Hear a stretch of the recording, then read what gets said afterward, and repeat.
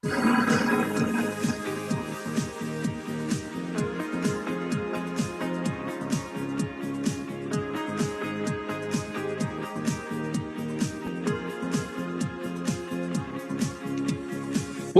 to LOA Today. I'm Walt Thiessen here with Louis D'Souza, and this is your daily dose of happy. We're so happy you decided to join us today. And just before we got started here, I was thinking, what should we do for a topic? And it occurred to me, we kind of created a topic without realizing it, Louis, because we had a little technical difficulty we were trying to iron out there. And what reminded me about that is so often in life, when we run into stuff, when we run into barriers or blocks or things that aren't working properly, we're faced with a conundrum that most of us don't think about. And actually, when we've worked on ourselves for a while, we still don't think about it, but we've done the work so that we think about it differently. And that is, we don't go at it in this vibration that you and I are in, feeling, oh God, this thing's not working properly, and I'm so frustrated by it. But that's the way most people go into a problem like that. And it's a really big difference. So I figured, I'm not sure exactly how to label that as a topic, but that seems like an important topic. So I figured that's We did very well, didn't we, with our little technical issues just now? We did, yeah. We did. Pat ourselves on the back. Yeah. I mean, we got solved in about 2 minutes. And the technical issue was I couldn't hear you. Your mic wasn't working properly. You didn't have the right one plugged in. You didn't know where the plug was for the right one, the right combination, and so forth. I mean, that could have easily spiraled, into a negative spiral. Yep. But in the old days, it would have. In the old days, right. So let's pretend that, I mean, most of our listeners are pretty advanced conscious creators, but let's pretend that we're also talking to some listeners, and we may actually be, who are perhaps early on in the journey and have, they may have picked up some skills along the way, but they're still learning it. That's somebody who might want to learn more about, well, how do you get in that place? How do you make a job go easier when it feels like the world's working against you? So what are your initial thoughts? What's the best way to go about that? Well, as most philosophers would say, get your philosophy right first. Okay. And, all the different groups of people out there will say do their thing first. But I kind of agree with the philosophy. Once you get the philosophy right, once you understand the rules to the game of life, and massage them and really work them and understand them, then every obstacle in your life becomes easier. Not just because you've worked on this subject, that one becomes easy, or this subject.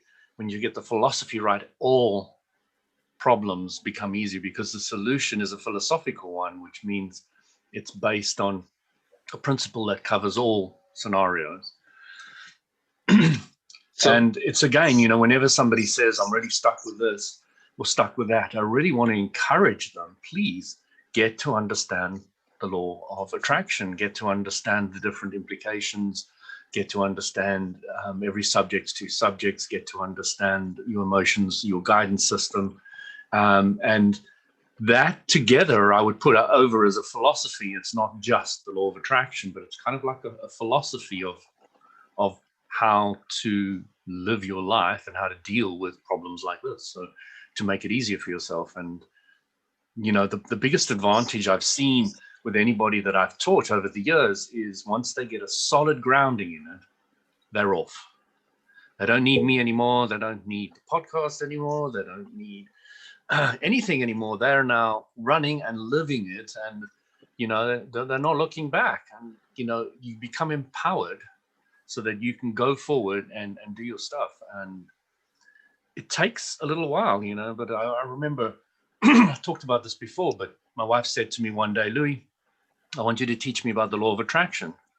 And I sat down. I remember sitting in one of the supermarket cafes, and we were chatting, and we were having this great discussion, and she was really getting all the bits and pieces. And it took 3 days of sitting and chatting and sitting and chatting.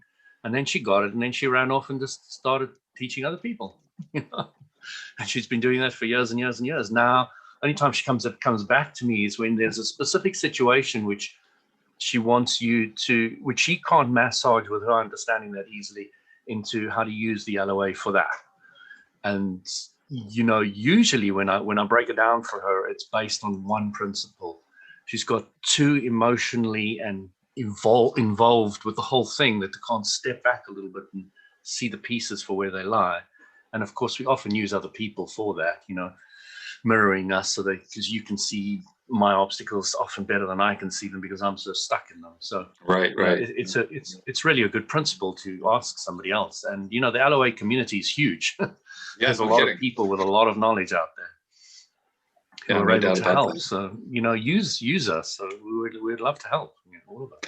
Which is a reminder, I should get the promotional message in at this point because it's a perfect segue.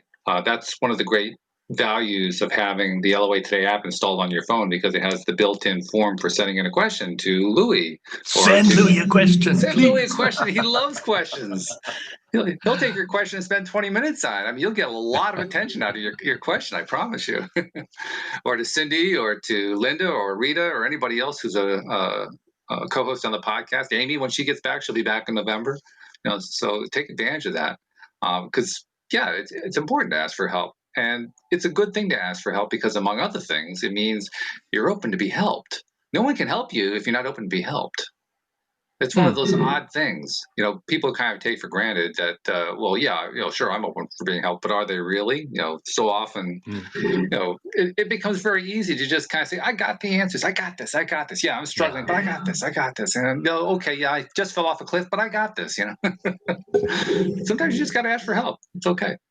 But you used an interesting phrase. You said you massage it. I love the phrase. Let's talk about some of the ways that you can massage it. Because massaging it, well, first of all, it has like a great image to it. But you massaging your microphone. Bye. See you later. But let's talk about massaging. What are some of the ways that you like to massage? For when you're helping somebody else, we'll go at that first, and then maybe talk about different ways to massage our own stuff. Well, Walt, I was saying I wanted to go to the London Speakers Corner in Hyde Park. Right, I remember that. So I went on Sunday. You did? Oh, okay. I did. How'd that go? And I bumped into a lot of interesting guys, but I would call myself rather a fringe speaker rather than in the middle of it. Because, as I said, if you want to understand Speakers Corner, it's mostly Muslim versus Christianity. That's the biggie there. Okay. So I went there early, and I was chatting to some guys, and one of them was really intellectual. And I said to him, I've got my own philosophy. And he said, okay, what's that? So I broke it down for him, and then he started, saying that this part is like that, it comes from kind of that philosopher, and this one's that. And, he could really massage and put in all different types of spins on it, which I found very useful. Good. But because I kept on asking him, okay, what does that mean? And what does that mean? He wasn't that keen to talk for too long, because it was like my basis or my foundation wasn't high enough for where he was at. But he did say he learned quite a few new things from me, which he probably doesn't get that often in that group, which I appreciated. So then I found somebody else, and we sat down and we pretty much talked for 2 hours solid. Nice. A 23-year-old Rastafarian-looking individual who was amazing. We had a long chat, but basically what we're doing with him was I was massaging his philosophy. I was getting him to take points and then step back and look at it from this way and look at it from that way, and then we were taking it this way and that way. And he's been there often, so he's an intellectual. Okay. So it was easier for me to deal with somebody who's also fairly far on and understands a lot of things already, so that you can really talk from a certain level. And he could grasp a huge amount of the concepts. He understood although he didn't always agree. Okay. And every time he said, I'm not quite sure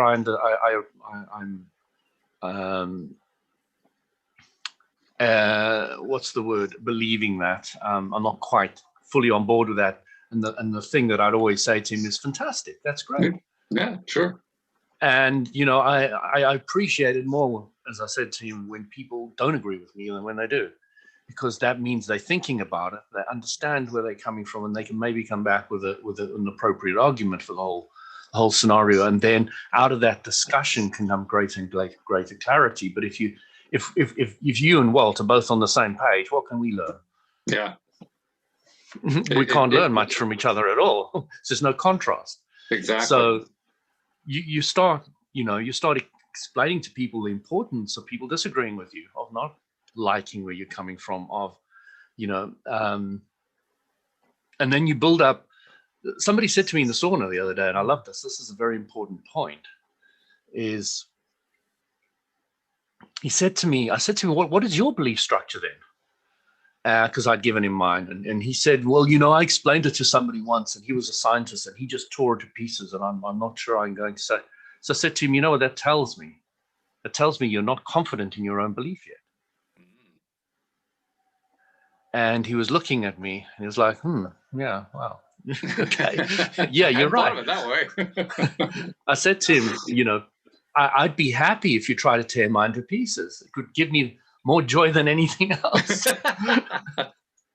I don't need you to agree with me. If I need you to agree with me for me to feel happy, I've already lost the plot so thoroughly that I'm, not there. It's just total waste of time. So, once you get on board with the fact that I'm not out there to convince anybody of anything, I'm there to throw out ideas, and if somebody picks up one of the bones and chews on it, that's great. But if they want to leave them on the ground, that's also absolutely perfect. So, you become bulletproof because you're not trying to do anything. Yeah. If you're not trying to do anything, you can't fail. It's kind of hard to take something away from you when you don't feel like anything can be taken away from you. Exactly. And, it's great when somebody does throw me a curveball, because I really chew over it. I really enjoy it. It's like, yeah, sure. Wow, that's good. So much enjoy that. And if people were like that, they would become resilient. They'd be able to take racist comments. They'd be able to take political different viewpoints with ease. And what I've noticed with the guys that go to the speaker's corner, Walt, it's fascinating. They're resilient. I was having some tough conversations, and I put my viewpoint out, and I didn't care where it lands. It was a very clear, succinct viewpoint, and it was completely opposite to the different belief structures there. Uh-huh. And I let the pieces fall where they may, and you don't mind because you're confident in your own belief structure. You're confident in your philosophy. You're confident in what you have to offer, and you're confident that you don't need to convince anybody of anything. So when you're talking about massaging, it's really about getting somebody who is open enough. Otherwise, you can't do anything. As you say, you need to ask. Yeah, you need to ask. You throw out certain ideas, and of course, then they start grabbing some of them, using some of them, and they're going to do it uniquely to their past. Right. To what to the philosophy that they have gained up to that point, what they believe is right or wrong. Exactly. They're going to work from that point, not where you are, not where anybody else is. They're going to be very specifically on that place where they're at. And when you do that, you start having a lot of fun, because this guy, I was sitting there for many hours. He was laughing and laughing and laughing. We were having so much fun together. It wasn't a deep philosophical conversation like I would have some other people have had with me in my past, where somebody's giving me a crumb when I hadn't had any crumbs given to me at all, and I was really all wound up and all the rest of it. Right. You learn. Actually, I think the Hitchhiker's Guide to the Galaxy taught me that. It's fascinating. It taught me to laugh about this whole idea about life, the universe, and everything. The way planet Earth is designed to conquer the ultimate question to what life, the universe, and everything, and we're the rats and running around. And it's just the whole concept. You just sit there and you laugh and you laugh and you laugh, and there's a lot of truth to that. Well, it's brilliant, because it just kind of it knocks all of the old assumptions off the bandwagon, and now all of a sudden you're faced with this thing that's ludicrous, but it's fun. The way I describe The Hitchhiker's Guide to the Galaxy, it's the best rubbish you'll ever read. Yes, I remember you said that. Yeah. It is simply an incredible book for anybody who is finding the philosophical world very serious. Yes. It's a great way to for release. Those few individuals like myself, when you're young and all the rest of it, and you're finding this whole raison d'être, reason for living concept what is it all about? How does it work? Where am I going? And you're taking it incredibly seriously. Read the Hitchhiker's Guide to the Galaxy. That'll massage you into a much better place. Yep. So, yeah, No doubt about it. Everybody has a philosophy. Some people say, I don't care about philosophy. It's not interesting to me. And that is a philosophy. It is. It really is. It always amuses me. It's annoying, actually, to realize that you have a philosophy even when you don't want to have a philosophy. Yes. But then the clarity comes, because you're now trying to understand, if I play this game with greater awareness, can I have a better game? Can I play it with some more fun, with some more enthusiasm, with more passion? Can I? It's funny too, because or should I go get some more drugs? Well, always a possibility. Yeah, that we can't rule that one out. I ruled that one out 40 years ago, but I won't speak for anyone else. But interesting, your story about your experience. And by the way, congratulations on taking that first step. I mean, that's pretty cool, because you've been talking about it for a while. You actually did it. You went to the speaker's corner. Well, that's wonderful. It's the only reason I didn't go before was simply the weather was really crappy. It was crappy. I wasn't going to stand in the rain and chat philosophy. Thank you very much. If you're a fair weather speaker, that's fair enough. But when you were talking about that, it reminded me of, it kind of clarified, in a sense, why it is that I'm doing something similar. Not a speaker's corner, but I've been engaging in political groups on Facebook. And I have two reasons for doing that. One is I've been trying to let go of my own interest in politics, and I've almost completely not done it. There's like little pieces of it that I haven't let go of yet. So I'm kind of working on that. And I figure this is a good way to do it. And then secondly, I'm knowingly going into a group where none of the people are going to have any affinity at all for what I'm talking about. So it's a challenge. Can I be true to myself, be true to my beliefs, and engage in conversation in a way that doesn't turn into a fight? Because if I can do that, I'm really learning a lot about myself. I'm learning a lot about them. I'm learning a whole bunch of stuff. And it's really, really useful. That's fascinating, Well, because that's what every philosopher's pretty much done, has thrown out to society concepts that are not in agreement with what society is generally, and getting them to look at things from a very different viewpoint. And some people have loved them for that, and some people have killed them for that. It's true. Many of them have died. One of the first things I've learned. Oh, sorry. Go ahead. Many of them have died at the hands of those who have found what they said disagreeable. Many of them. Oh, yes. Yeah, no doubt about that. One of the things that I've loved about it has been that one of the things I've learned, I mean to say, one of the biggest things that I've learned is that if I can use terminology that I would not normally use to describe what it is that I'm saying, then I don't give them, quote, code words, unquote, to react to. And without the code words, they'll actually listen to the concept. The moment that I throw a code word in, that's where I've lost them. Because, you're one of those woo-woo people. Yeah. But if I take the code word when I was down at Speaker's Corner, I was doing pretty much precisely what you were saying. I was using the word like source. They're like, what's source? What are you talking about, source? So that's my word for the non-physical. And I didn't even say God. You kind of you kind of remove that from the table as well. Oh, non-physical. So what I'm talking about is, before I came into this physical body, I was not physical. Oh, okay. So God, no, non-physical. Non-physical, no source. And it's done very specifically because there's so much baggage to the word God, love. Oh, yeah. And truth as well. There's a lot of baggage to it. Oof. Yeah. And I was trying to explain, and I wasn't hugely successful, to be honest. The idea that, what's true for me is not true for you. Yeah, that'll throw a lot of people. I was speaking to a strong Christian, and I was saying to him, what would happen if you were born in a Muslim family? What religion do you think you'd be now? Oh, yeah, that'll score points. Yeah. Yeah. Trying to think, who was it? Was it Herod? Or no, it wasn't Herod. One of the biblical kings washed his hands and said, "What is truth?" And that's pretty much what I think of whenever I think of somebody saying, "Yes, but this is true." Like, okay, hmm, yeah, There's one truth. Yeah, what's that? right. The law of attraction is universal. Oh, I guess that's not it, huh? Well, if you remove the physical universe, then the law of attraction has no necessity anymore. And we come from the non-physical. So, yeah, it's not necessarily a stable universal truth. It is while the physical universe is around. Well, that's an interesting point and an interesting question, one that I raised with the stream of David on a Tuesday about a month and a half ago, 2 months ago.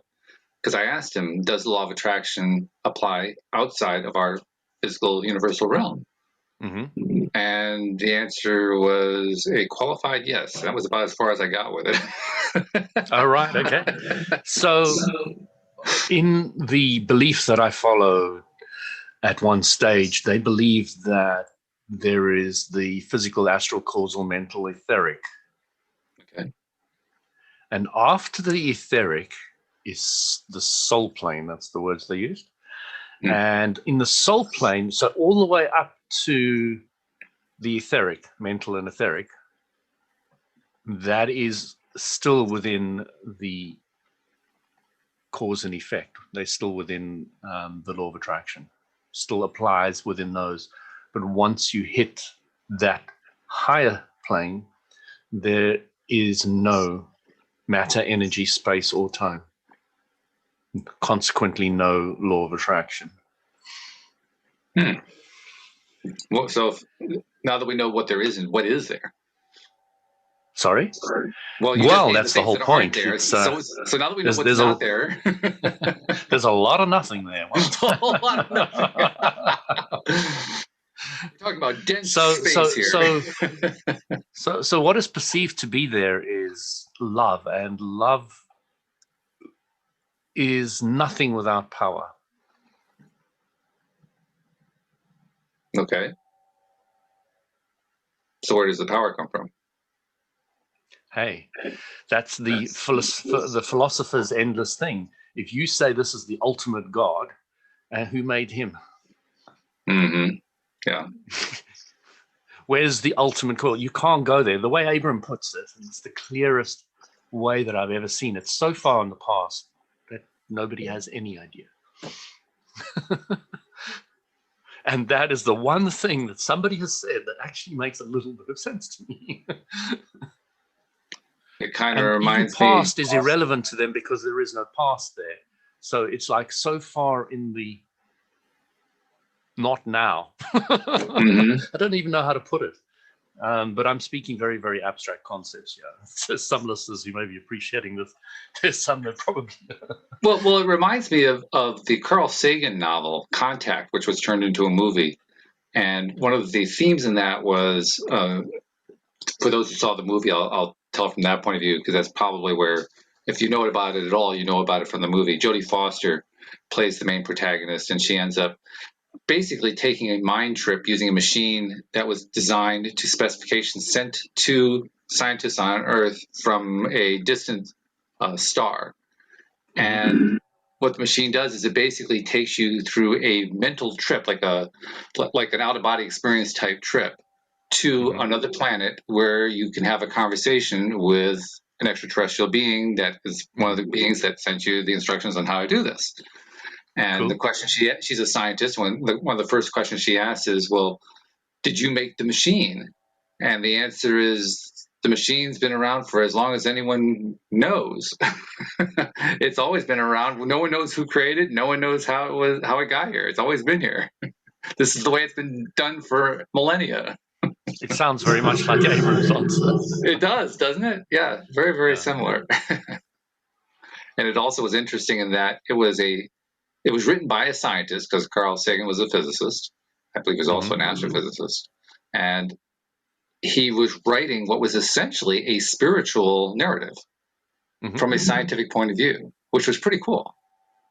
I remember that particularly at the time that I think it was the first time I'd ever heard a scientist write about something non-scientifically. And it had a great deal of science in it, but it also had spiritual speculation in it as well. And I appreciated that. It was fun. It was like, whoa, wow, yeah, they're actually scientists actually do have a life. How about that? Yeah, it was quite interesting. I was listening to a discussion about the humans get so enamored with the physical body. Mm-hmm. We're obsessed with it. You know, a boy would be playing with girls at the age of 10, 11, 12. No problem. And then suddenly there's some bumps that appear and they fall apart. And there's like this huge focus on these areas. And you know, one really needs to kind of break out of it after about 20, 21, 22. We need to start getting back to a more spiritual and respectful and looking at the source part of an individual rather than the body anymore. But you look at all the models, the magazines, you know, everybody's got to look like Barbie dolls and, you know, and Kens. And, well, that's what I did wrong. I was trying to look like a Barbie doll. No wonder it didn't work. and then they brought in the idea of masculine and feminine. And it was fascinating because the person was saying that, you know, isn't the feminine side, you know, the kind and gentle and intuitive side, you know, so important? And he said, no, you're getting a bit mixed up here. You're now applying the feminine to a female.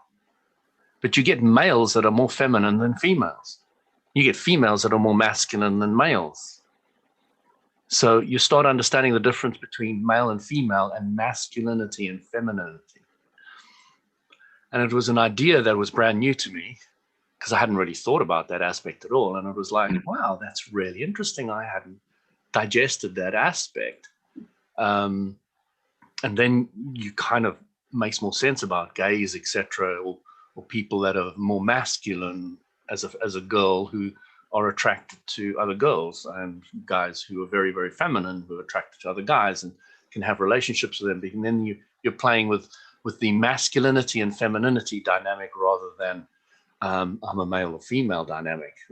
You're kind of creating your relationship based more on masculinity and femininity. And I'd never thought about these concepts at all. And it was just like, wow, I thought I'd bring that up today as something that other people can toss around in their mind and think about. And but ultimately, what I've learned is that I don't associate very much, as I've mentioned to you before, Walt, that I'm a male at all.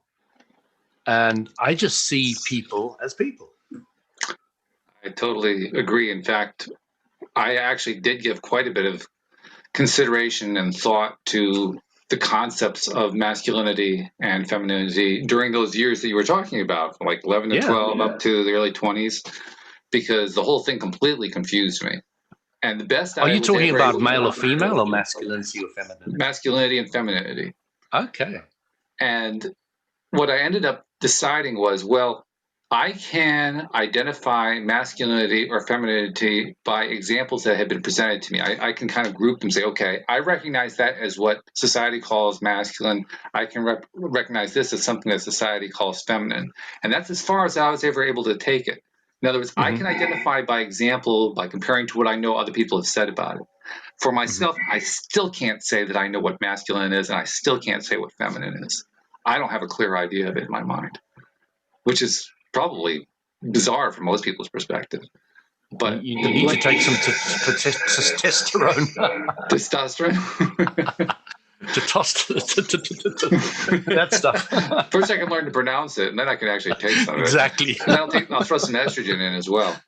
But there was another comment to this whole masculinity and femininity, which was quite interesting. Is once a human balances the masculine and feminine within themselves, then they are more at peace. And I can see that.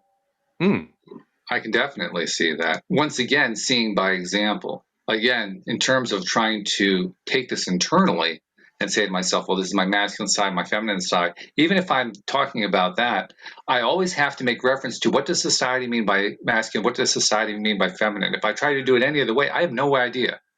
I don't have a clue whether I'm masculine, feminine, hybrid, mongoloid. I don't know. Whatever it is, I don't know. When you said I don't think of myself as masculine or feminine, my inner being said, yeah, that's me. I get that.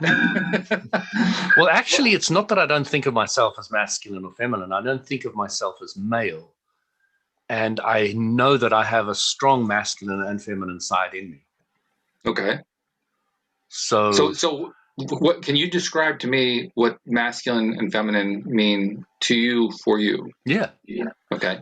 Yeah, it's a good question. So masculinity with me would be more the get out there, go do it, goal orientated, where my feminine side is more relaxed, intuitive, can do multiple things at one time, is more balanced on different areas. But again, the two together, when one's got a lot of direction and one's got a lot of intuition, when they're working in harmony, you really feel that you can go places and do things. So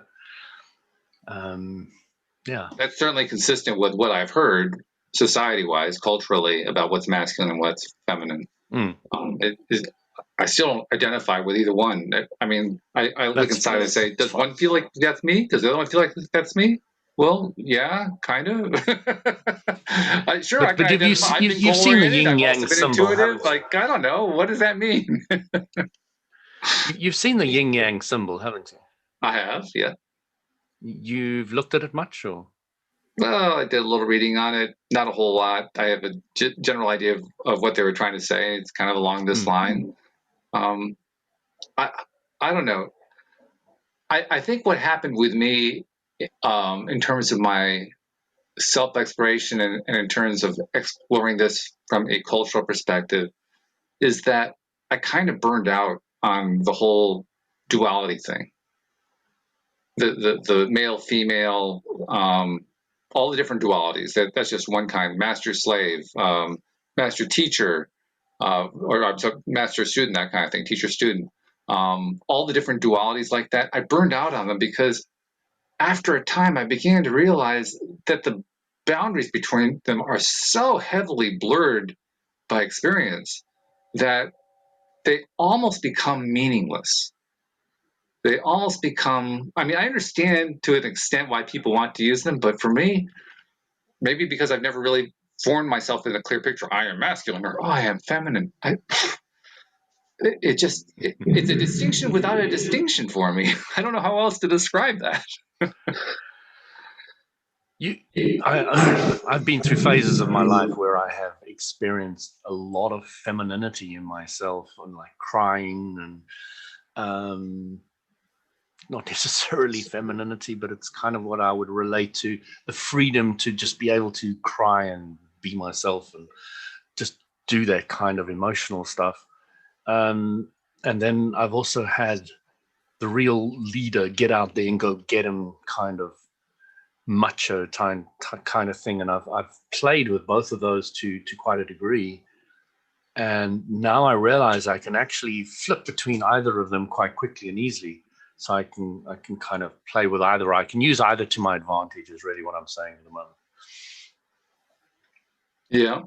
And I've used those as well, not necessarily thinking them as masculine or feminine, but rather just thinking about them as tools, different kinds of tools to use. I mean, there are times where I find it useful to get aggressive. I guess I'm being masculine when I do that. I just think about it as getting aggressive, because from my perspective, women can be just as aggressive as men. So I don't really think of one as being masculine or feminine. It's just aggressive is just aggressive.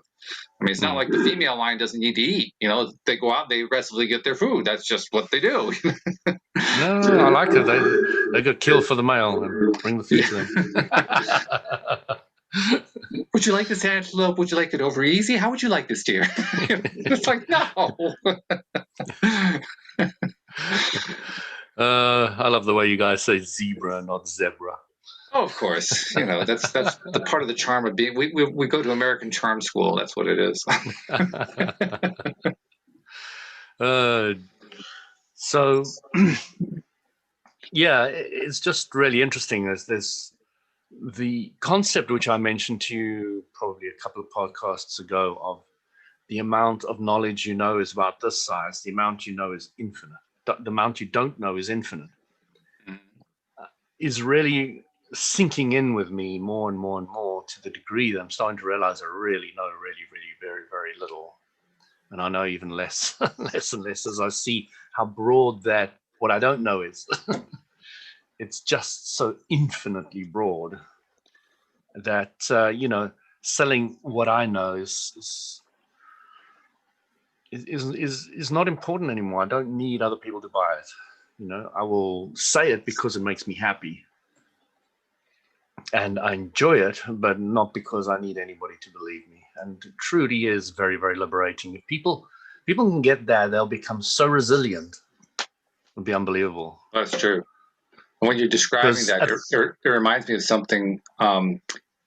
Here in the U.S., one of our iconic historical moments was in 1980 when our ice hockey team, made up of college kids, beat the Soviet Union ice hockey team in the Winter Olympics. It was a overwhelming kind of moment at a time when we really needed one, because as a country, we were feeling pretty poor about ourselves.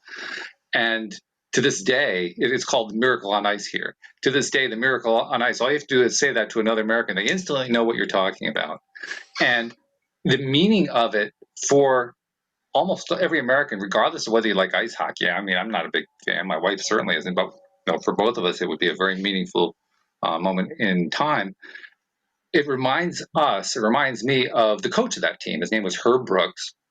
He was particularly masculine about wanting to pursue the Olympic medal because he was on the 1960 team that had beaten the Soviets. It was the last time the U.S. had ever beaten the Soviets in hockey, and then they had a long run where they just won everything. And not only was he on the team, he was kicked off the team at the last second. Somebody else was swapped in his place. So he had this massive motivation to beat the Soviets. So that's where he came into it. And he had this philosophy about how he coached his players, and he really drove them pretty hard. Basically, he was trying to make all his players hate him so that they would coalesce and unify into a team.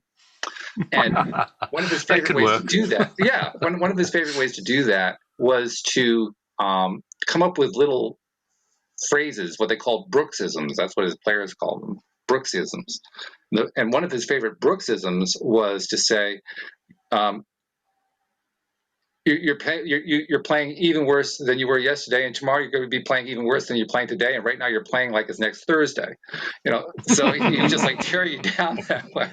Well, if I take the same phrasing and apply it to what you said, it's along the lines of, well, I realized today that I knew less than I did yesterday, and right now I'm feeling like I know about as much as I do next month. That's what I was thinking about when you were saying that. But there's truth to that. There's power in that. There's so much freedom to get to that place where you really, really are happy to learn from anybody and anything and anywhere and any time and any experience. You're open to the aliens teaching you, the Abraham Hickses teaching you, it doesn't matter where it comes from anymore. You now know that you're solid in being able to sift through it, see if it's of any value, and then move on. Yes, that's true. And not only sift through it, what I find now is I've gotten to the point where any new idea that comes my way, any new way of thinking about this stuff, particularly in an LOA type group, I'm reflexively, I don't even have to do it consciously anymore. Just my mind just kind of goes to, okay, how does that compare to what I know about what Abraham Hicks teaches? How does that compare to what I know about what Mike Dooley teaches? My favorite teachers, what would they say about that? Mm-hmm. And it's an instantaneous calculation. I don't have to give it any thought. I don't have to consciously say, geez, I wonder what it is that Abraham Hicks. No, it's just like, bang, it's right there. And it's so fun. What you're talking about is what I call ownership. Now It's not Abraham Hicks's teaching. It's not Dooley's teaching. It's now my belief structure. Yeah, that's it. Yeah. And that is the powerful place to be. Oh, it really is. because you now own it. You know, Yeah. there was a Christian who was saying sex before marriage is bad, and he was saying, I can't explain it to you, because he couldn't come up with anything real valid. But it's in my Bible. I said, well, if it's in your Bible and you're a Christian and you've studied it for many years, why can't you convince me or speak to me? He says, well, you know, its words are better and all the rest. I said, okay, bring out the Bible. So he brings out the Bible, and I have a look at it, and I read through it, and I handed it back to him, and I said to him, okay, I've read it. It doesn't say anything about sex before marriage is bad in that section. So what do you get out of it? So he reads it again, he comes back, and he has nothing to say, you know, because I was pointing to the idea that, you know, when I was younger with my girlfriend, I went to South Africa and I stayed at my parents' house, and my dad knew we were having sex and I was not married. And he came and knocked on the door and he said, Louis, you know, it's a mortal sin, because I'm a Catholic. And not because, you know, I'm just giving the listeners a thing. And he was saying, you know, it's a mortal sin. And, you know, I just wanted to advise you that it's really good to go to confession. I said, thanks for telling me that, Dad, you know, and I appreciate your point of view and all the rest of it. But I'd be going to confession every day, and I don't think that's kind of going to work very well. And I don't believe at all that something so beautiful and incredible and sacred and lovely is bad. In the core of my being, I know it's right. Right. And nothing any religion can tell me is going to convince me otherwise. Now, if they made the statement that there is great value in getting married and then bringing up a family, because of many other ramifications and the security of the two parents and all the rest of it for the children, etc., and didn't say that it was evil and I would go to hell if I did it beforehand, then maybe I would take on board what they were saying. But you don't hit me with a stick and expect me to like it. I'm sorry. It doesn't work very well. That's exactly what people do. They hit people with a stick, saying, well, if I hit you with a stick hard enough and often enough, you're going to change the way you think about things. Let them try. Well, like I mentioned before, I've been spending time in political groups. That's one thing political people love to do, is to beat other people over the head with their sticks. Mm-hmm. And they figure if the other person, if the other side isn't listening or isn't learning, it just means they aren't hitting them hard enough with a stick. So they have to hit them even harder with a stick. You know, they never. And I've seen that specifically with one of the groups at the moment that are very big out there, who really, if you do not agree with their point of view, they really hit you with a stick. Yeah. Oh, yeah. Absolutely lynch you. It's true. And that philosophy is so flawed. Believe what I tell you to, or you're wrong, is just not the way it's got to be done. Well, that's one of the things I've been kind of messing with their minds on, because I've been saying to them, essentially, what's your track record when it comes to getting results from beating people with a stick? No, I don't actually say it that baldly. I come at it in a way that they can handle. Yeah. And inevitably, the answer is to just go back to, well, I beat him over the head with a stick. Yeah, but you didn't answer my question, and then you get into a little bit of a circle there. But it's almost like, I think it's a form of addiction in a sense. I am so addicted to, this is the way things have to be, and of course I have to be right, so therefore this is right, and so it just becomes right. It's literally a self-fulfilling prophecy that creates horrible results. But they seem to like it, so you know, I don't dissuade them from liking it. I just simply like to kind of point out, well, you know, there is another way to look at this, and sometimes I get a good response out of it. That's always rewarding. If I'm getting a good response, it's like, oh, somebody's listening. How nice. Yeah. Okay, that's good. That's really good. The other thing that you mentioned was religion and religious thinkers, referring particularly Christians, because we both have a Christian background, so obviously that's what we run into more often. And Christians in particular don't really know their Bibles as well as they think they do. And you kind of know the Muslims know them much better. Well, Muslims know the Quran a whole lot better. They know the Quran, they know the Hadiths, they know all of it. Yes, they know the Bible better than any Christian. They know the Bible better. It's true. They really do. No doubt about it. But and that is the way they lynch them to a post. Oh, yeah. And crucify them again and again at Speaker's Corner. But then I had two friends. I had a Muslim and a Christian sitting there. And they said to me, "You're unbiased because you're not Christian or Muslim. Which one of the two religions would you choose?" I said, "That's a very good question." I said, I love Islam because it's really, they train people intellectually and philosophically, which I'm very strong on, from a young age, and they really get them into a strong place of understanding what they believe and what their teachings are very clearly. And I really appreciate that aspect. But the Christians have really big hearts, and they teach you to turn the other cheek, etc. And I think I would err on the side of the heart side rather than the intellectual side. Personally, that's what I would choose if I had to choose between the two. Yeah. And the Christian said, "That's very, very well thought out. That's very well thought out." He was quite impressed with that aspect, which I was like, okay. Him being the winner, of course. Of course, yes. Well, that's why he was so impressed by it. One of my favorite things to do with somebody, because we'll get, we have all the different kinds of unusual Christian sects. We have the Jehovah's Witnesses, we got the Seventh-day Adventists, we got the Mormons. Where are you talking about? In the U.S., they're all over the place. In the U.S. That's what you were talking about. In the US. All of these different sects. Jehovah's Witnesses are my favorites because they're the ones who will go around door to door, and find out if you've been saved and hand you the Watchtower magazine and all that stuff. And one of the things I'd like to do with them is to get them, assuming I'm willing to actually do it. Sometimes I just don't have the time for it. But if I'm into it, I'll ask them, what is it? Tell me what the particular thing you're trying to sell is today. Okay, that's what you're trying to sell. What's your basis for that? Because I know there's a biblical basis for it. They'll tell me what it is. And then I'll ask them, okay, so that section of the Bible doesn't literally say what you're saying. So how do you know it's true? And they'll say, well, it's a metaphor or it's symbolic in some way. And I'll say, okay, what's it a symbol for? And then there's a pause.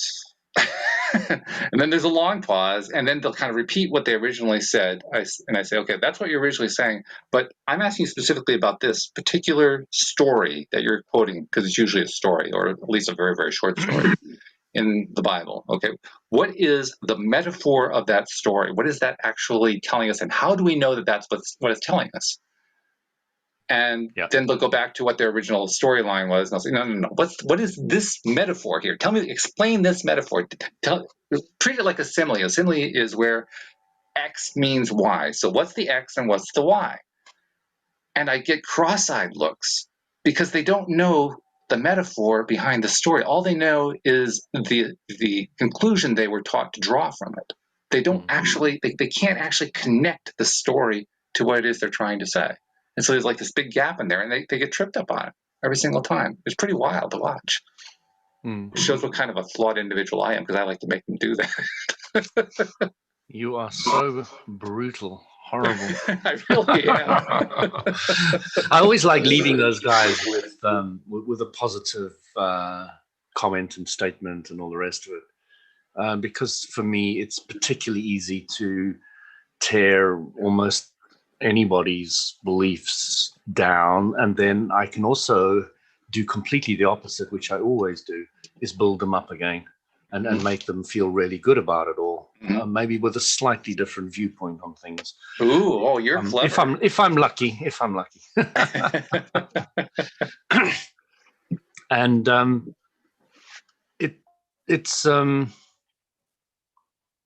it's important to me to kind of leave everybody feeling a little bit better. I wanted to ask you, Walt, how is your sick cat? You probably saw me that I was letting him out the door there. My sick cat is doing very, very well. He is energized. He is eating well. He is begging to go outside, fantastic. Even though we don't let him outside. We're not letting him outside anymore. But he just spent the last 45 minutes in my lap purring and getting petted and so forth. Oh, that was him. Cool. That was him. Yep. He's doing very, very well. Yeah, so thanks for asking. And once again, thanks to everybody who helped send the energy to heal him. He ate it all up. He really did.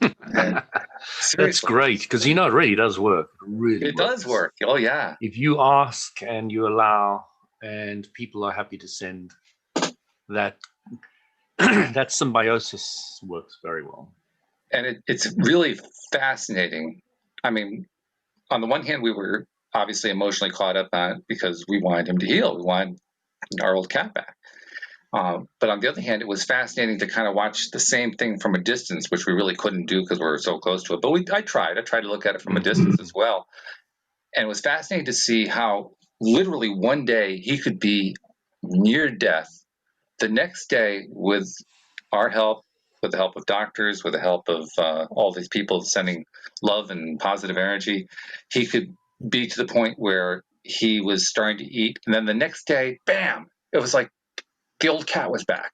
It was almost like, I don't know, a dimensional shift or something, where one cat got pulled out and the other cat got put in. Just bang, just that quick. Which showed me, wow, this stuff really, not only does it works fast if you let it just in. Just if you just don't get in the way and just trust it and let it go and just say, well, whatever is going to be is going to be. Boy, does it work fast. And he demonstrated it. I mean, his recovery over the course of 3 or 4 days was every single day there was like a major leap forward. And I got to see it. Walt, when you start working more and more with energy, it happens over time. Non-physical vibrations, you start seeing that it's incredibly powerful. And you start wondering how you missed this all along the way and how society has really integrated into the pills tablet kind of scenario to such a huge degree that this natural healing vibrational method, which has been used probably almost since the first person arrived on this planet, in some shape or form, before they knew about all these herbs and pills and tablets and potions. That's what they used. They used whatever they could, and it doesn't take too much for somebody to stumble across the energetic healing kind of world. I imagine, especially in the old days, many of them stumbled across it, used it very effectively, and helped many a person. But now we have such a huge advantage. We have the intellect, we have the knowledge, we have the sharing abilities, we have. I mean, we're on such a different level at the moment. The world is changing so rapidly, and we're far more. So in the old days, the kings pretty much ruled everything. They were kings and queens. They if you disagreed with them, you were dead, and if you agreed with them, you kind of lived on in sufferance, or maybe you were fully in agreement with them, and that was all okay. But slowly but surely, that has been devolved. The one guy was saying to me that one philosopher was saying, if you don't take a strong and clear political stand, then you will be controlled by politics. And I said to him, that's not really how it is, because if you look in the old days of the kings, they had a strong political opinion, which was theirs, autocratic, and it was obeyed completely. Right. Now it's a huge mixture of left and right, having this huge hodgepodge of a thing going on, and the rest of us can just get on with our stuff, while they have this big bang that's going on, where they're equalizing each other out. There's not one autocratic ruler telling you what to do anymore. And you've got this big fight going on, and many of us are ignoring the whole political scenario and just living our lives and having fun and enjoying things and going about doing whatever we want to. Well, that big thing for a lot of people, it's a big issue. I mean, you would know. Oh yeah. And it's this huge fight, and then there's many of us that are just going and just saying, great, they're fighting, so we can carry on. And when I said this to the guy, he was like, okay, I hadn't heard of that one before, and I think he kind of dismissed it as some ramblings of some guy who thinks he knows what he's talking about. Well, it's funny how we can have different perceptions and different ways of thinking about something like that that's presented. I love what you presented. I think it's it's a great story. The way I was thinking about it was a little bit different. Is that when he made his statement, and I don't remember the exact wording, he phrased it in terms of you. If you do this, or if you don't do this, that will happen. That kind of thing. And it occurred to me, all he had to do was replace the pronoun you with the pronoun I, and he had it. Exactly. In his own world. Yeah. It's in his own world. Yeah. That's exactly what goes on in his world. And that is a very important point, Walt, is I was speaking to this Christian at the end, and he was saying to me that he's very strong in his belief, and this is right. And I said, that's great. I really love that. I'm so happy that you really believe in it. But where I'm starts getting fuzzy is when you want me to believe in it. And he kind of wanted to say, no, I'm going to let you believe what you wanted to. But then on the other hand, he had to say that, no, yeah, you really have to follow what I say. But then I said, what about the guy on Beetlejuice? I love going back to the Hitchhiker's Guide to the Galaxy. On planet Beetlejuice, where they've never heard Christianity. It says, well, it's worse for you because you have heard about it. Oh, doesn't that's really funny. answer the question, but it's very amusing. You've just proven that the Hitchhiker's Guide to the Galaxy trilogy of books is actually very practical to use It's very practical. Daily conversation. Oh, that is funny. Yeah. Yeah, because what you were basically doing is challenging the length and breadth and height of his bubble, his universe. And I was just pointing out a basic fact. Nobody likes being told what to do. Well, that too, yeah. And nobody else wants to be told what to believe. It's a funny thing, though. The reason I mentioned the width and length and height of that bubble is the whole concept of a bubble. That's something that has actually been kind of in vogue here in LOA circles. We've talked about it quite a bit here on the show.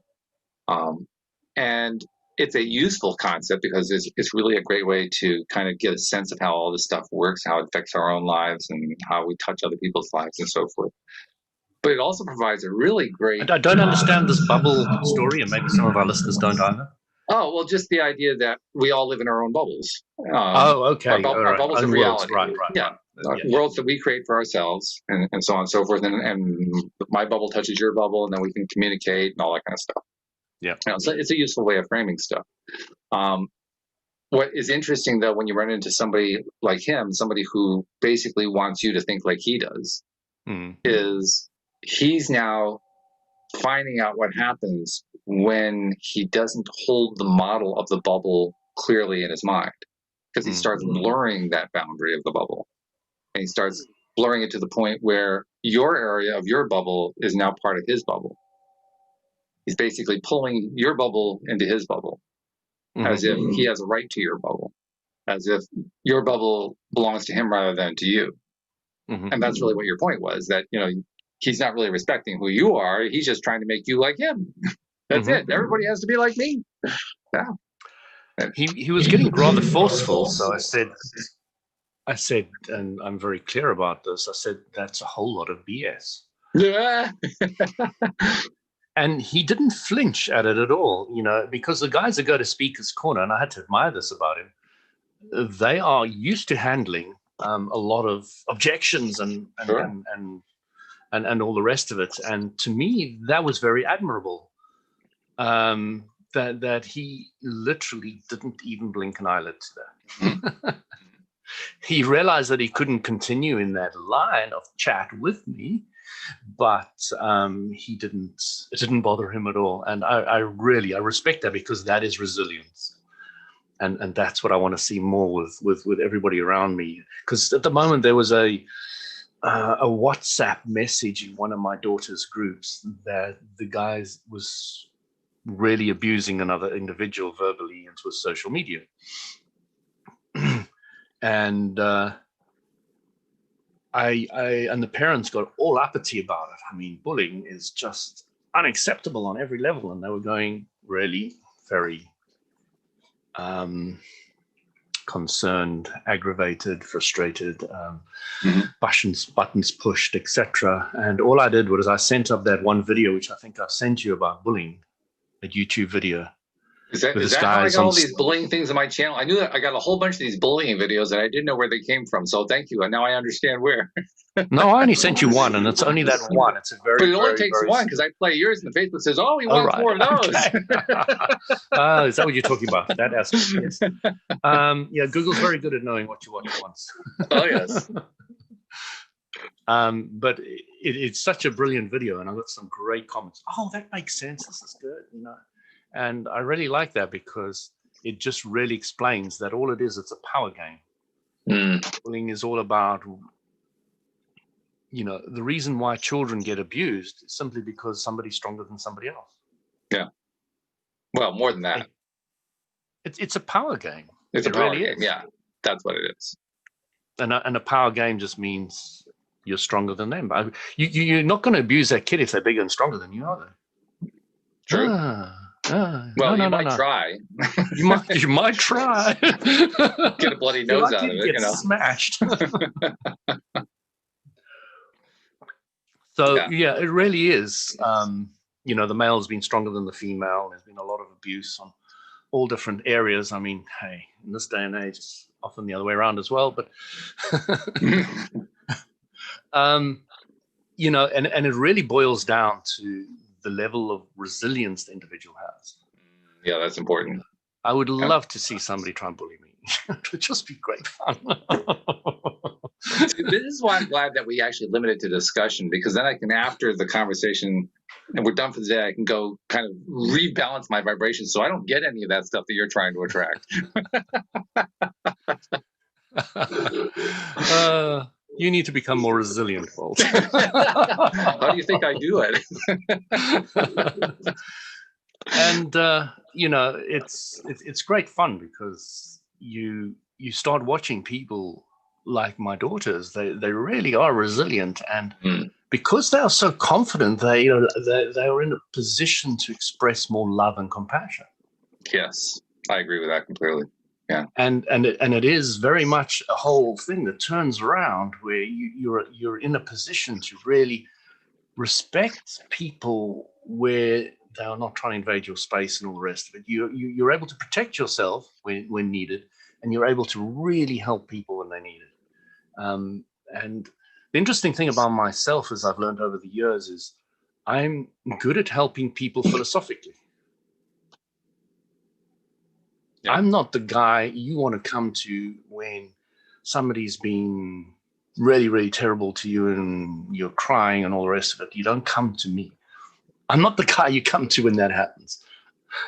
All right, I might be actually slightly good at it because I'll probably just keep quiet.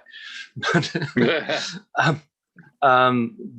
there are other people that are so good at that on this planet. Well, they're very, very good at helping other people when they're down.